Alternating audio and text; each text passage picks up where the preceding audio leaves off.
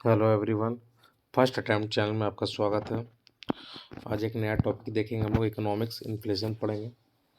काफ़ी important topic है। किसी भी एग्ज़ाम का आप तैयारी कर रहे हैं और इकोनॉमिक्स में इन्फ्लेशन पढ़े नहीं, ऐसा हो भी नहीं सकता है। इन्फ्लेशन ऐसा टॉपिक है जो हमारे दैनिक जीवन से भी संबंध रखता है। तो मुद्रास्फीति जिसे हिंदी में बोलते हैं।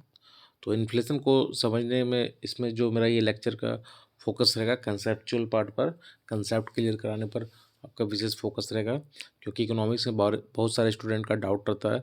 इस तरह से बहुत सारे पार्ट अभी आएगा इकोनॉमिक्स का, जो ज़्यादातर आपके टॉपिक जो कंसेप्चुअल है उस पर मैं ज़्यादा फोकस करूँगा और कुछ फैक्चुअल पर भी पता होनी चाहिए आपको। ठीक है, तो चलिए शुरुआत करते हैं। उसके पहले मैं ये बता देना चाहता हूँ, जो भी चैनल में नए हैं लाइक सब्सक्राइब शेयर कर लीजिए, क्योंकि काफ़ी सारे वीडियो लगातार आ रहे हैं। आप खुद क्वालिटी जाके इसमें चेक कर सकते हैं। उसके अलावा जो मेरे द्वारा एक प्रोग्राम चलाया जा रहा है डेली टारगेट, पता है जेपीएससी का जो फिलहाल एग्ज़ाम का डेट है 17 मार्च को। ऐसे में इम्पोर्टेंट होता है, जो भी पढ़े आप डेली टारगेट खुद बना के पढ़े या फिर मैं जो दे रहा हूँ उसे फॉलो कीजिए। उस टारगेट से ये फ़ायदा होगा कि अगले दिन हम लोग 9:30 बजे रात को 9 बजे रात को टेलीग्राम में डिस्कशन करते हैं, तो वहाँ पार्टिसिपेट कर सकते हैं और अपनी तैयारी, आपकी तैयारी किस प्रकार से वहाँ आप उसको मिला सकते हैं। और सिर्फ डिस्कशन से ये भी फ़ायदा होता है कि जो चीज़ें आपको याद भी नहीं है, इतना बार रिकॉल रिपीट होता है, वहाँ पे चीज़ें याद भी होने लगेंगी। तो लिंक नीचे दिया हुआ है, चाहे तो आप उस पर ज्वाइन भी कर सकते हैं। तो चलिए हम लोग इन्फ्लेशन समझते हैं, कोशिश करते हैं बेहतर तरीके से समझने का। तो मेनली इन्फ्लेशन होता क्या है, इसको हिंदी में मुद्रास्फीति बोलते हैं। तो मेनली क्या होता है कि एक समय की अवधि में वस्तुओं और सेवाओं की औसत कीमत में लगातार वृद्धि को संदर्भित करता है। जो औसत कीमत है वस्तु और सेवा की, वो लगातार बढ़ रहा है, ठीक है। लेकिन मुद्रा की ये घटती क्रय शक्ति को दर्शाता है। जैसे क्या समझे कि पहले 1 रुपये का जो वैल्यू था, आज के समय उस 1 रुपये का कोई वैल्यू नहीं है। पहले आप 1 रुपये में मान लीजिए 5 टॉफ़ी खरीदते थे। अब आज उस एक रुपये में आपको एक भी टॉफ़ी नहीं मिलेगा। दूसरा एग्जाम्पल, जैसे कि एग्जांपल लेते हैं कि 10 रुपये में पहले आप मान लीजिए 10 रुपये में मान लीजिए 2 टॉफ़ी खरीदते थे, ठीक है। तो हो सकता है कि पर 10 रुपये मान लीजिए चावल था पहले 10 रुपये केजी, ठीक है। अब चावल हो गया 30 रुपये या 40 रुपये, जो भी है 50 रुपये केजी। तो कहीं ना कहीं जो मुद्रा का वैल्यू वो तो घट रहा है ना। 10 रुपये का जो वैल्यू था वो आज के समय उसका वैल्यू नहीं है, ठीक है। तो यही इसी को बोलते हैं कि जो क्रय शक्ति है, मुद्रा की घटती क्रय शक्ति को दर्शाता है, ठीक है। इन्फ्लेशन में क्या होता है कि वस्तुओं की कीमत के दाम बढ़ रहा है, लेकिन जो मुद्रा का वैल्यू है वो घट रहा है। जो 5 रुपये का कीमत आज से 50 साल पहले होगा, वो आज उसका कीमत नहीं रह गया। तो यही समझाने का प्रयास किया जा रहा है कि जो मुद्रा की घटती क्रय शक्ति को दर्शाता है। और यहाँ इसमें कंफ्यूज मत होइएगा, इसलिए मैं फोकस कर रहा हूँ कि जो मुद्रा की जो लागत है वो बढ़ रहा है, ठीक है। देखिए, वस्तुओं और सेवाओं की औसत कीमत में लगातार वृद्धि हो रही है, लेकिन मुद्रा की घटती क्रय शक्ति को दर्शाता है। ये जनरल पॉइंट है, पता होना चाहिए, डेली लाइफ से ये जुड़ा हुआ चीज़ है, ठीक है। तो ये मैं समझाने का प्रयास कर रहा था। ये प्रीलिम्स पॉइंट ऑफ व्यू से डिस्कशन रहेगा, तो उतना ही मैं बताऊंगा जितना से आपका सवाल सही हो जाए, ज़्यादा मैं अंदर नहीं जाऊँगा। देखिए, कुछ कुछ टाइप से सवाल पूछा जा सकता है कि रेंगती रेंगती इन्फ्लेशन क्या है, रेंगती हुई या साधारण मुद्रा। तो इसमें सिंपल सी बात है कि ये बहुत हल्का होता है। इस ये ध्यान रखिएगा कि जो रेंगती हुई उसका दर 1 से 5% की सीमा तक होती है, ठीक है। ये पॉइंट याद रखिएगा। रेंगती हुई मतलब जो इन्फ्लेशन है 1 से 5% की सीमा तक होती है, तो मतलब सही है। चलती हुई या मध्यम, तो मध्यम है तो 3% से 9% एक अनुमान मान सकते हैं, ठीक है। दौड़ती हुई तो 10 से 20%। ये डाटा याद रखना है आपको। ये सवाल आपके पूछा जा सकता है। रेंग रेंग रहा है मतलब जो जो इसका इन्फ्लेशन का दर है वो 1 से 5% तक है, चल रहा है उससे थोड़ा सा ज़्यादा होगा, 3 से 9% के बीच में दौड़ रहा है थोड़ा सा स्पीड दौड़ेगा, तो 10 से 20% प्रति वर्ष ये है, ठीक है। अति में क्या होता है, अति में हो गया कि आपका ये 20 से 100% तक हो जाता है, ठीक है। ये देखा जाता है, हम जैसे वर्ल्ड वार में ऐसा देखा गया था। ऐसा सिचुएशन आ गया था कि ब्रेड लेने के लिए पूरा ट्रक के इतना पैसा दिया जाता था, तब ब्रेड मिलता था। तो क्यों क्यों हुआ था, क्योंकि इन्फ्लेशन आ गया था। उसका भी फैक्टर है कि किस प्रकार से इन्फ्लेशन आता है, वो अलग पॉइंट है। लेकिन ये याद रखिएगा आप चार, कि रेंगती हुई हो गया, चलती हुई हो गया, दौड़ती हो गया और अति हो गया, ठीक है। ये 4 पॉइंट आप जरूर याद रखिए। रेंगती हुई मैंने क्या बोला, 1 से 5%, चलती हुई मैंने बोला 3 से 9%, और दौड़ती हुई बोला 10 से 20%, और अति हो गया त्रियुगामी, जिसको बोल सकते हैं 100%, ठीक है, 20 से 100%, ठीक है। कुछ कारणों के आधार पर डिस्कस कर लेते हैं। जैसे डाइट मांग जनित मुद्रास्फीति क्या होता है, जब यदि किसी उत्पाद की मांग अधिक होती है, आपूर्ति कम होता है, तो जो जो वस्तु है उसकी कीमत बढ़ जाती है। जैसे कि ऐसे समझिए, जैसे प्याज, ठीक है, प्याज का एग्जांपल लेते हैं। प्याज में क्या हो गया कि उसकी मांग अधिक हो गया, ठीक है, लेकिन मांग अधिक हो गया, प्याज मान लीजिए बाजार में प्याज है 50 किलो, ठीक है, लेकिन उसको जो जो उसकी जो मांग अधिक हो गया, उसको सब है मार्केट में है 85 किलो, लेकिन उसका डिमांड इतना है कि 200 किलो का डिमांड है, लेकिन कितना है मांग है 50 किलो। तो सिंपल सी बात है कि ऐसा क्या होगा, उसका दाम ही बढ़ जाएगा, है ना। जब कोई चीज़ नया सीजन में कोई अनाज या कुछ भी आता है या कुछ सब्जी आता है, तो उसका रेट ज़्यादा रहता है। क्यों रहता है? क्योंकि मांग बहुत ज़्यादा है लेकिन सप्लाई बहुत कम हो रहा है उसके अनुसार से, ठीक है। यदि किसी उत्पाद की मांग अधिक है और आपूर्ति कम, मतलब सप्लाई कम हो रहा है और मांग ज़्यादा, तो सिंपल सी बात है, लॉजिक बात है कि इसका वस्तु का दाम बढ़ जाएगा। इसी को बोलते हैं मांग जनित इन्फ्लेशन, ठीक है। लागत, अब लागत क्या होगा कि जो जो उत्पादन में बहुत सारे फैक्टर डिपेंड करते हैं, तो उत्पादन के कारक के कारण कीमत बढ़ गया, ठीक है। इस कारण से जो बढ़ा उसको लागत जनित मतलब सिंपल सा समझिए कि कोई भी प्रोडक्शन के लिए कुछ फैक्टर रिस्पॉन्सिबल होता है, कुछ फैक्टर इंपॉर्टेंट होता है। जैसे रेंट ही मान लीजिए, कहीं चीज़ का रेंट बढ़ गया, ठीक है, रेंट बढ़ गया। अब जब रेंट बढ़ गया तो लॉजिक, जब सिंपल सी बात है, उस क्षेत्र में या उस जगह पे जो वस्तु निर्माण हो रहा है उसका रेट बढ़कर ही आएगा, है ना। तो यही है आपूर्ति जनित, जो सप्लाई ही बढ़ गया, सप्लाई का रेट ही बढ़ गया, ठीक है। तो मांग जनित और आपूर्ति जनित इंपॉर्टेंट है। और संरचनात्मक मुद्रास्फीति क्या हो गया, कुछ व्यवधान हो गया, ठीक है। जो इकोनॉमी है, जो अर्थव्यवस्था, उसका संरचना में ही कुछ प्रॉब्लम आ गया, ठीक है। जैसे बुनियादी ढांचे जो होना चाहिए उसी की कमी है, तो ये सब के कारण से भी जो इन्फ्लेशन बढ़ता है उसको बोलते हैं संरचनात्मक कमी, ठीक है, इन्फ्लेशन। बाकी ये 3 चीज़ याद रखिए, बाकी इधर इम्पोर्टेंट नहीं है। बाकी जो इम्पोर्टेंट है, जहाँ सवाल ये इम्पोर्टेंट, WPI CPI आपको क्लियर होना चाहिए, मैं बता देना चाहता हूँ। बहुत सिंपल तरीके से मैं बताऊँगा, लास्ट तक बने रहिएगा। इकोनॉमिक्स के जो भी सवाल आएंगे, अगर कंसेप्चुअल आते हैं तो गलती नहीं होगी, ठीक है। WPI और CPI क्या होता है ये भी आपको पता होना चाहिए, ठीक है। WPI याद रखिएगा, है ना, होलसेल प्राइस इंडेक्स, इसको इंग्लिश में बोलते हैं होलसेल प्राइस इंडेक्स। ये मेनली थोक जो लेन देन है उसके स्तर को नापता है, ठीक है। थोक लेन देन के स्तर पर इन्फ्लेशन को नापता है, ये पॉइंट आप ध्यान में रखना है। फिर क्या याद रखना है कि आर्थिक सलाहकार का कार्यालय उद्योग और आंतरिक व्यापार संवर्धन DIPP याद रखिएगा, वाणिज्य और उद्योग मंत्रालय के द्वारा इसको संकलन किया था। तो ये भी पॉइंट इंपॉर्टेंट है, ध्यान में रखिएगा। सब कुछ नहीं पढ़ना, जो मैं बता रहा हूँ उसको बस ध्यान में रखना, ठीक है। आधार वर्ष 11-12 ये इंपॉर्टेंट है, ध्यान में रखना, ठीक है। आपको ये सब पॉइंट इसमें याद रखना है। ये याद रखिएगा, WPI मतलब होलसेल प्राइस इंडेक्स, जो थोक लेन देन में क्या कितना इन्फ्लेशन हुआ उसको ये नापता है, ठीक है। और आधार वर्ष मैंने बताया 11-12, DIPP वाणिज्य और उद्योग मंत्रालय, ध्यान में रखना है आपको। अब देखते हैं इसको 3 कैटेगरी में डिवाइड किया, ठीक है। एक तो इसमें प्राथमिक वस्तु आ जाएगा, एक ईंधन और वस्तु, और विनिर्मित उत्पाद। तो सबसे ज़्यादा इंपॉर्टेंट है इसमें, ध्यान ध्यान रखिए, WPI में सबसे ज़्यादा वेट किसको दिया गया, विनिर्मित उत्पाद को। कितना, 64.6%, ठीक है, 64.05 से 64.2, ठीक है। ये ध्यान में रखना है आपको, ठीक है। इसमें कपड़ा उपड़ा आता है, कपड़ा, परिधान, कागज, रसायन, चीनी, ये सब आता है, लेकिन आपको वेट याद रखना है सबसे ज़्यादा इसका है विनिर्मित उत्पाद का।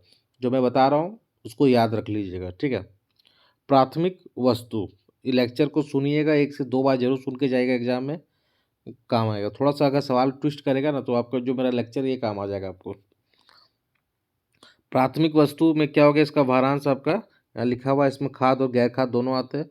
ईंधन और विद्युत में कोयला, बिजली, पेट्रोल, ये सब आते हैं, ठीक है। लेकिन ये आप किसी का याद मत रखिए, बस ये याद रखिए विनिर्मित उत्पाद का WPI में सबसे ज़्यादा, ठीक है। एक कमेटी का नाम याद रखिएगा, WPI से संबंधित है, सौमित्र चौधरी समिति, ठीक है, ये ध्यान में रखिएगा। अब हम लोग पढ़ते हैं CPI क्या है उसको हम लोग देखते हैं। CPI क्या हो गया, जैसे WPI क्या था, थोक मूल्य को इन्फ्लेशन में क्या हुआ स्थिति वो बताता था, वहीं CPI उपभोक्ता मूल्य सूचकांक क्या करता है कि उन वस्तुओं सेवा की कीमत को समान स्तर में जो परिवर्तन को मापता है, ठीक है। और ये खुदरा कीमत की औसत परिवर्तन को नापता है, ठीक है। खुदरा कीमत, जो खुदरा व्यापार हुआ जो कीमत है उसको ये नापता है। कौन? सीपीआई। इसका नाम ही उपभोक्ता मूल्य सूचकांक, उपभोक्ता के स्तर पर ये मेजर करता है। ठीक है, इसके बहुत सारे ये है प्रकार है, ये हम लोग देखते हैं अभी। जैसे सीपीआई अखिल भारतीय ग्रामीण आधार 2012 है, वो ग्रामीण जो ग्रामीण आबादी है उसका ये संकलन करता है। ठीक है, वो देखता है क्या स्थिति क्या नहीं। इसका भी जो संकलन करता है राष्ट्रीय सांख्यिकी कार्यालय, सांख्यिकी और कार्यालय क्रियान्वयन मंत्रालय का मूल्य, ये इसको कंट्रोल करता है। ठीक है, देखिए उसके बाद आपको क्या याद रखना मैं वो बता रहा हूँ। याद रखना है कि ये खुदरा जो है आपका कीमत उसका औसत परिवर्तन को मापता है। इस सीपीआई अखिल भारतीय ग्रामीण आधार वर्ष डायरेक्ट सवाल पूछ दिया जाएगा। ठीक है, तो 2012 शहरी का भी 2012, मतलब ये अलग अलग स्तर में जाके कीमतों को नापता है। ठीक है, ग्रामीण आधार, ग्रामीण का अलग स्थिति है तो वहाँ का इन्फ्लेशन को नापता है, शहरी का नापता है 2012 में, निकालता है कौन? लिखा हुआ राष्ट्रीय सांख्यिकी कार्यालय, ध्यान में रखिएगा। ठीक है, संयुक्त आधार वर्ष 2012, ये ध्यान में रखना आपको। ठीक है, आधार वर्ष थोड़ा सा ध्यान में रखिएगा। ये देखिए मॉस्पी पहले था, अब हो गया, अब एनएसओ ने सीपीआई के आधार वर्ष बढ़ाकर 2012 कर दिया गया, तो ये ध्यान में रखना है। इसका जो सीपीआई का घटक है इसमें क्या क्या इंक्लूड होता है, तो खाद्य और पेय पदार्थ होता है, विविध श्रेणी में स्वास्थ्य, शिक्षा, परिवहन, मनोरंजन, आवास हो गया, ईंधन, प्रकाश, कपड़े, जूते, पान, तंबाकू, नशीली पदार्थ सब आ जाएगा सीपीआई के अंतर्गत। ठीक है, ये जो 6 घटक है उनके घटते हुए, ठीक है, तो सबसे ज़्यादा वेटेज किसमें? सीपीआई में अगर पूछा जाए तो खाद्य और पेय पदार्थ, ये ध्यान में रखिएगा। उसमें हम लोग क्या बात किए? डब्ल्यूपीआई में विनिर्मित। ठीक है, और सीपीआई में क्या बात की? खाद्य और पेय पदार्थ, इंपॉर्टेंट है। अब दो कॉन्सेप्ट इंपॉर्टेंट है, हेडलाइन और कोर इन्फ्लेशन। क्या है हेडलाइन? इन्फ्लेशन और कोर। तो हेडलाइन में क्या हो गया कि 6 घटकों को ध्यान में रखा जाता है, इसे हेडलाइन बोलते हैं। मतलब हेडलाइन में सब शामिल हो गया। ये जो 6 घटक है, 6 कौन कौन से है? खाद्य और पेय पदार्थ, विविध श्रेणी में स्वास्थ्य, शिक्षा, आवास हो गया, ईंधन हो गया, कपड़ा और जूते, पान, तंबाकू, नशीली पदार्थ सब आ जाता है सीपीआई के अंदर। ठीक है, तो हेडलाइन में हम लोग याद रखना है कि जो 6 घटक है सब शामिल हो जाते हैं। ठीक है, लेकिन जब कोर इन्फ्लेशन का बात करेंगे तो यह ध्यान में रखना है कि कोर इन्फ्लेशन में 2 चीज़ को इंक्लूड नहीं करते। किसको किसको? ये आपको ध्यान में रखना है। ठीक है, वो क्या है मैं बताना चाहता हूँ। एक तो हो गया खाद वाला, खाद मुद्रास्फीति, दूसरा ईंधन। तो दोनों को घटाया जाता है, उसके बाद कोर निकाला जाता है। तो कोर इक्वल टू क्या हो गया? 6 माइनस 2, 2 में कौन सा होगा? एक तो खाद इन्फ्लेशन हो गया, खाद हो गया, दूसरा कौन सा हो गया? दूसरा हो गया आपका ईंधन। इस तो ये जो बचा इसके बाद कोर बोलेंगे। तो कोर में ध्यान में रखना कि खाद और ईंधन को हम लोग शामिल नहीं करते हैं। ये याद रखिएगा, डायरेक्ट सवाल पूछा जाएगा कि कोर इन्फ्लेशन क्या होता है और हेडलाइन क्या होता है। हेडलाइन में सब कुछ शामिल करते, कोर में 2 चीज़ को शामिल नहीं करते, इसको याद रखना है आपको। ठीक है, अच्छा लगे तो इसको लाइक, सब्सक्राइब, शेयर, जितना शेयर कर सकते हैं, जो भी जितने स्टूडेंट है वहाँ तक इसको भेजिए, क्योंकि मैं वही चीज़ बता रहा हूँ जो बाकी जगह भी बड़े बड़े कोचिंग संस्थान, खैर छोड़िए उसके बाद, अब इसको शेयर कीजिए, है ना। भारत के संकलित सीपीआई के प्रकार। एक चीज़ और है, सीपीआई का श्रमिक पर अगर आ गया, ठीक है, औद्योगिक श्रमिक के जो सीपीआई आधार वर्ष तो 2016, बाकी हम लोग 12 पढ़े, लेकिन श्रमिकों के लिए सीपीआई आधार वर्ष 2016 बहुत इंपॉर्टेंट है। थोड़ा सा सवाल का अगर लेबल बनाया जाए तो ये सवाल पूछा जा सकता है कि लोग 11-12 मारेंगे, 16 किन्हीं को याद नहीं होगा, तो ये इंपॉर्टेंट है। ठीक है, आगे बढ़ते हैं। आगे इंपॉर्टेंट है डब्ल्यूएसीपी में एक्चुअली अंतर क्या है, तो एक पॉइंट याद रखना है आपको, 2-3 पॉइंट। एक तो काफ़ी इंपॉर्टेंट है कि याद रखिएगा, डब्ल्यूपीआई में सेवाएं शामिल नहीं होता, वेरी वेरी इंपॉर्टेंट पॉइंट। ठीक है, डब्ल्यूपीआई क्या हो गया? होलसेल प्राइस इंडेक्स, इसमें सेवा को शामिल नहीं करते, लेकिन सीपीआई में वस्तु और सेवा दोनों शामिल होता है, ये ध्यान में रखना है। ये सेवा वाला सवाल बहुत बार पूछा है, बहुत सारे एग्जाम में, यूपीएससी में भी पूछा गया है। डब्ल्यूपीआई में सेवा को शामिल नहीं करते, इस बात को याद रख लीजिए आप। ठीक है, ये उत्पादक स्तर पर करता है, ये उपभोक्ता स्तर पर, ये बात कर लिए हम लोग कि इसमें सबसे ज़्यादा महत्व किसको दिया? विनिर्मित वस्तु को, इसमें खाने पीने की चीज़ों को, तो हम लोग इस पर पढ़ चुके हैं। ठीक है, डिफ्लेटर क्या होता है? तो घट, अच्छा ये तो कट गया। ठीक है, मेनली क्या होता है कि जो नाम मात्र का जीडीपी है और जो रियल जीडीपी में जो डिफरेंस होता है, उसका जो अनुपात होता है, उसी को जीडीपी डिफ्लेटर बोलते हैं, जीडीपी डिफ्लेटर, ये याद रखिएगा। ठीक है, ये तो कट गया, लेकिन बताते हैं जो नाम मात्र जीडीपी है, ठीक है, और जो वास्तविक जीडीपी है, तो दोनों के बीच जो अंतर है उसी को बोलते हैं। ये पॉइंट आपको ध्यान में रखना है। ठीक है, अब हम लोग आगे बढ़ते हैं कि अगला पॉइंट हम लोग देखते हैं। ठीक है, तो जीडीपी डिफ्लेटर याद रखिएगा, डिफ्लेटर क्या हो गया, जो मूल रूप से जो नाम मात्र जीडीपी और वास्तविक जीडीपी में जो के बीच जो अनुपात है उसी को बोलेंगे। कुछ आरबीआई, अब देखिए इन्फ्लेशन का तो कंट्रोल करने का कुछ पॉलिसी है, बात करेंगे अभी आगे चल के भी। एक पीडीएफ है उसमें, मौद्रिक नीति है, वो ओपन मार्केट ऑपरेशन है ना, ये सब कुछ कुछ बात करेंगे। राजकोषीय नीति, प्रशासनिक नीति, उपाय, एफसीआई क्या काम करता है, सब पर थोड़ा सा चर्चा करेंगे। उससे पहले ये कंसेप्ट इंपॉर्टेंट है, यहाँ से सवाल पूछा जा सकता है। अपस्फीति क्या होता है, देखिए यहाँ से सवाल पूछा जा सकता है। अपस्फीति आपका क्या हो गया कि वस्तु और सेवा का जो सामान्य मूल स्तर में कमी हो रहा है, ठीक है। जो मेनली जो उसका रेट था, मूल स्तर था, उसमें वस्तु और सेवा का कमी हो रहा है, रेट में कम हो रहा है, ठीक है। यह तब होती है जब किसी अर्थव्यवस्था में कुल कीमतें पिछले स्तर से गिरती है, यह एक संकुचन को दर्शाता है, ठीक है। और दूसरी बात ये क्या होता है कि उपभोक्ता के जो व्यय को हतोत्साहित करती है, क्योंकि भविष्य में कीमतें और गिरावट की उम्मीद है। तो मेनली सिंपल सा समझिए कि अपस्फीति क्या होता है, वस्तु और सेवा के जो सामान्य मूल्य स्तर में कमी है उसी को बोलते हैं, ठीक है। जो रेट है उसमें गिरावट आ रहा है, ठीक है, अपस्फीति। अस्फीति क्या होता है, ये क्या होता है कि मंदी को संदर्भित करता है, ठीक है। अपस्फीति मतलब ये पहले हम लोग बात कर ले अप, ठीक है। तो इसमें समान वस्तु और सेवा के जो सामान्य मूल्य स्तर में कमी हो रहा है, रेट में कम हो रहा है, ठीक है, मूल स्तर का बात कर रहा है। अस्फीति क्या होता है, ये आर्थिक विकास के मंदी को संदर्भित करता है। इसका तात्पर्य कि किसी अर्थव्यवस्था के विकास दर घट रहा है। मतलब क्या हो रहा है कि जो विकास दर मान लीजिए 8% था, तो वो घट के 6%, 7% ऐसा हो जाएगा, ठीक है।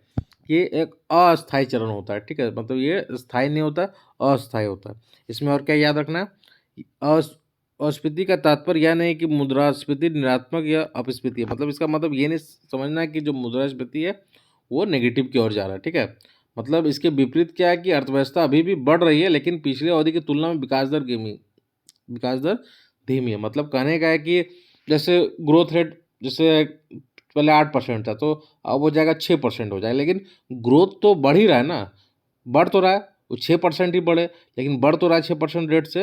लेकिन कहने का मतलब ओवरऑल ये समझ सकते हैं कि जो पिछली अवधि की तुलना में इसकी विकास की दर थोड़ी सी धीमी जरूर है, लेकिन बढ़ रहा है, ये बात ध्यान में रखना है अब अस्फीति में, ठीक है।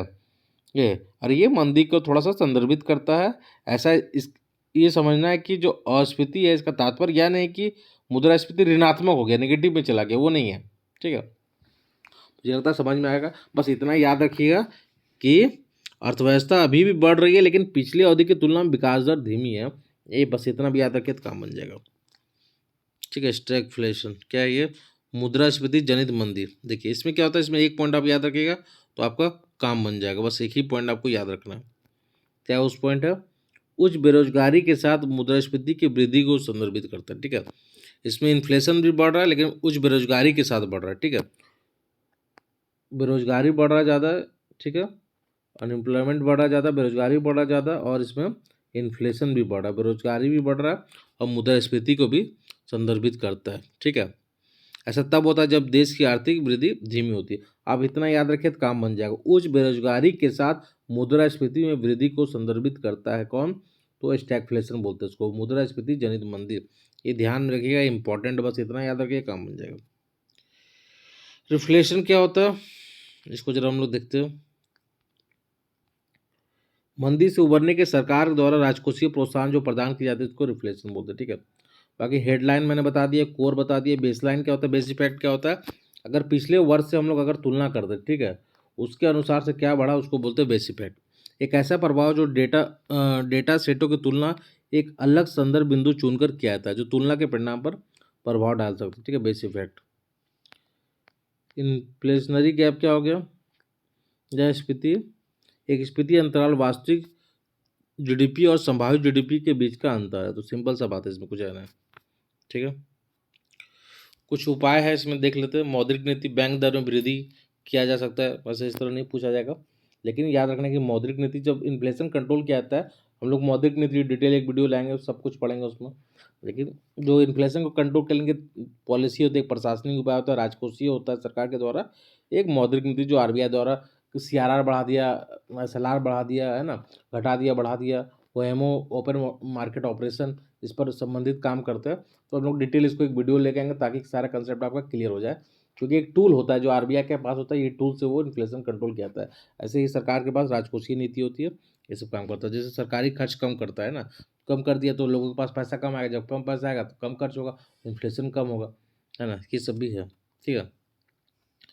बैंक दर में वृद्धि कर दिया, ब्याज दर में वृद्धि करके कर्ज महंगा करना। ठीक है। अब कर्ज महंगा कर दिया, समझिए, जब कर्ज से क्या संबंध है इन्फ्लेशन का, अब कर्ज ही महंगा कर दिया तो लोग के पास पैसा नहीं आएगा। जब लोग के पास पैसा नहीं आएगा तो खर्चा कहाँ करेगा। एक्चुअली इन्फ्लेशन होता है कैसे, इन्फ्लेशन हो गया कि लोगों के पास बहुत पैसा आ गया, ठीक है, और मान लीजिए मार्केट में सामान कम है, लोगों के पास पैसा बहुत ज़्यादा आ गया, ठीक है, बहुत ज़्यादा, तो चीज़ें, उस चीज़ें के दाम तो बढ़नी है ना, कि लोग पास पैसा बहुत ज़्यादा है, लोग सामान खरीदने के लिए, जैसे है एक बाइक है, ठीक है, ऐसे समझिए एक बाइक है, और 5 बाइक है मार्केट में, और सरकार ने सबको लोन दे दिया, ठीक है, बहुत पैसा दे दिया मार्केट में, पूरा मार्केट खोल दिया, लोगों के पास बहुत पैसा है। अब जब बहुत पैसा, तो उस 5 बाइक का दाम जो पहले 50,000 में मिलता था वो 5 लाख में मिल जाएगा, है ना। अब सरकार इसको कंट्रोल कर लेती है, समझिए, तो लोगों के पास पैसा कम आया, जब कम पैसा आया तो इन्फ्लेशन तो खुद कंट्रोल हो जाएगा ना। तो ये भी सरकार, ये मतलब मौद्रिक पॉलिसी में आरबीआई का ये टूल होता है, इसे कंट्रोल करने का। ठीक है। खुले बाजार, ओपन मार्केट ऑपरेशन, ये सब हम लोग समझेंगे। तो ये एक थोड़ा सा है, समझ सकते हो, उतना डिटेल नहीं जाएगा, पूछा जाएगा, बस ये आपको ध्यान में रखना। अगला टॉपिक कौन सा, अगला पॉइंट, ये लाभ और हानि। ठीक है। किसको लाभ होता है ये पूछा जा सकता है आपसे, लाभ और हानि, ये ध्यान रखना। इन्फ्लेशन होगा तो लाभ किसको होगा। ठीक है। ब्याज दर को कम करता है, देनदारों को लाभ प्राप्त होता है। देनदार मतलब क्या हो गया, जो पैसा लिया, ठीक है, जो आपसे लोन लिया उसको फायदा होगा। जैसे मान लीजिए आपने 1990, ठीक है, मानते चलिए 1990 को आपने किसी को 10 रुपये लोन दिया, ठीक है, 10 रुपये उधार दिया कि लो तुम 10 रुपये रखो, और आज के समय में 1990 से अगर तुलना की हम लोग चले 2024, ठीक है, वो 10 रुपया उसको देने में कुछ लगेगा, कुछ नहीं लगेगा, क्योंकि जो 10 रुपये का जो वैल्यू है, जो क्रय शक्ति है, अब गिर चुका है। तो इन्फ्लेशन में क्या होता है कि जब भी जो लोन लेता है, ठीक है, उसको फायदा होता है, क्योंकि उसका मुद्रा का वैल्यू गिर चुका है, लेकिन जो देता है उसको नुकसान होगा। आपने किसी को 1990 में 10 रुपया अगर दिया होगा, तो उस समय जो 10 रुपये का वैल्यू होगा, वो अब उसका कुछ नहीं है। तो आपको उस समय, आपको 10 रुपया देने में उस समय आपको लगता है कि वो तो 1,500 से कम नहीं होगा। 1990 में चलिए 200 रुपया मान लेते, या 100 रुपये ही मान लेते, 100 रुपये कम से कम वैल्यू होगा उस 1990 में 10 रुपये का। तो आपने किसी को 1990 में 10 रुपये दिया था, अभी वो आपको लौटा देगा, तो 10 रुपये का आपका वैल्यू कुछ नहीं है। तो किसको फायदा होता है, जो लोन ले रहा है, ठीक है, उसको लाभ होगा, लेकिन जो दे रहा है उसका घाटा होगा। क्यों घाटा होगा, क्योंकि मुद्रा का जो क्रय शक्ति है वो घट चुका है। 10 रुपये में पहले बहुत कुछ लिया जा सकता था, अब 10 रुपये में कोई वैल्यू नहीं है ना। तो ऐसा, इसी को समझना है हम लोग को, कि देनदारों को लाभ प्राप्त होता है। ठीक है। उसके मुद्रा का लाभ में क्या होगा, मुद्रा का मूल्य ह्रास होता है, ठीक है, व्यवसाय लाभ प्राप्त होता है, नाम मात्र की मजदूरी दर में बढ़ती, ये सब कुछ है, उनको देख लीजिएगा। हानि क्या होता है, हानि क्रय शक्ति में गिरावट आती है, ठीक है, क्रय शक्ति घटेगा, क्रय शक्ति मतलब आपका जो परचेजिंग पावर है वो कम होगा। पहले आप ज़्यादा चीज़ ले सकते थे, 5 रुपये में, 100 रुपये में बहुत कुछ ले सकते थे, अब 100 रुपये में कम चीज़ ले सकते, तो आपका क्रय शक्ति घट रहा है। ठीक है। पेंशन भोगी, जिनको पेंशन है उनको तो वही निश्चित अमाउंट मिल रहा है, और जो वेतन पर डिपेंड है उनको तो निश्चित अमाउंट मिल रहा है, तो ये लोग को भी नुकसान होता है। जैसे अब है किन्हीं का सैलरी है 40,000 रुपये महीना, ठीक है, और उनका है कि 20,000 रुपये हमको, मान लीजिए 40,000 इनकम है, सैलरी है, और वो सोचे कि हमको हर महीना 10,000 रुपये राशन में खर्च करना है। अब बात है कि इन्फ्लेशन इतना बढ़ चुका है कि उनका 10,000 के चलते अब उनका 12,000 खर्च हो रहा है, तो नुकसान हुआ कि नहीं, उनका तो सैलरी तो फिक्स्ड रह गया, लेकिन लेकिन क्या हुआ कि जो इन्फ्लेशन है वो बढ़ गया, 2,000 एक्स्ट्रा लग रहा है। तो वही कह रहा है कि जो पेंशन भोगी है इनका भी निश्चित अमाउंट मिलता है, और जो वेतन भोगी, जो सैलरी फिक्स्ड है, तो इनको भी नुकसान होता है जब इन्फ्लेशन बढ़ता है तो। ठीक है। मजदूरी दर में कमी आती है, क्रय शक्ति गिरावट होता है, तो ये बात है। ठीक है। प्रतिस्पर्धा में कमी होती है। एक पॉइंट ध्यान में रखिए, आयात निर्यात का, यहाँ लिखा हुआ है कि नहीं, मैं बता दूँ, आयात, हाँ, आयात महंगा होता है और निर्यात सस्ता। निर्यात सस्ता क्यों होता है ये पूछा जाएगा, ध्यान में रखना। निर्यात, एक्सपोर्ट, ठीक है, आप जो एक्सपोर्ट कर रहे हैं, एक्सपोर्ट हमेशा सस्ता होगा। क्यों सस्ता होगा, क्योंकि आपका जो देश का है वो वैल्यू घट चुका है, तो बाकी लोग आपसे बहुत कुछ ले लेंगे बहुत कम रेट में, है ना, तो इसलिए निर्यात बढ़ता है, ये ध्यान में रखना है, और आयात फिर कम होता है। ठीक है। आयात महंगा पड़ता है, क्योंकि आप मंगाइएगा तो आपका वैल्यू घट चुका, आपको ज़्यादा पे करना पड़ेगा, इसलिए आयात महंगा होता है। ठीक है। मौद्रिक पॉलिसी समिति क्या है, कमेटी देख लेते हैं, एमपीसी इंपॉर्टेंट है। आरबीआई अधिनियम 1934 के तहत स्थापित किया गया था। इसका निर्माण 2016 में हुआ, ध्यान में रखना है आपको, ठीक है। और क्या याद रखना है, इसमें जो 6 सदस्य होते हैं ये ध्यान में रखना है आपको। ये ब्याज दर निर्धारित करता है। 3 सदस्य आरबीआई के होते हैं और इसके जो अध्यक्ष होते हैं आरबीआई गवर्नर समिति के पदेन अध्यक्ष होते हैं। एमपीसी मुद्रास्फीति का दर को 4% लक्ष्य को प्राप्त करने का इसका मेनली टारगेट रहता है ना। तो ये सब पॉइंट याद रखिएगा, ठीक है, इंपॉर्टेंट है। मॉनेटरी पॉलिसी कमेटी सवाल पूछा जा सकता है, ठीक है। एक फिलिप्स कर्व भी होता है। फिलिप्स कर्व भी क्या होता है पता होना चाहिए आपको। मेनली क्या होता है बताता हूँ कि इन्फ्लेशन जब बढ़ेगा तो बेरोजगारी दर घटेगा, है ना। तो उसी को बोलते हैं फिलिप्स कर्व, ठीक है, फिलिप कर्व, ठीक है। फिलिप कर्व याद रखना होगा आपको, ठीक है। इस प्रकार से कोशिश की एक बेसिक कंसेप्ट बनाने का, इन्फ्लेशन बताएगा। वीडियो कैसा लगा, अगर अच्छा लगा तो उसको शेयर कीजिए, लाइक कीजिए, कमेंट कीजिए, ताकि इस तरह वीडियो आता रहे। धन्यवाद।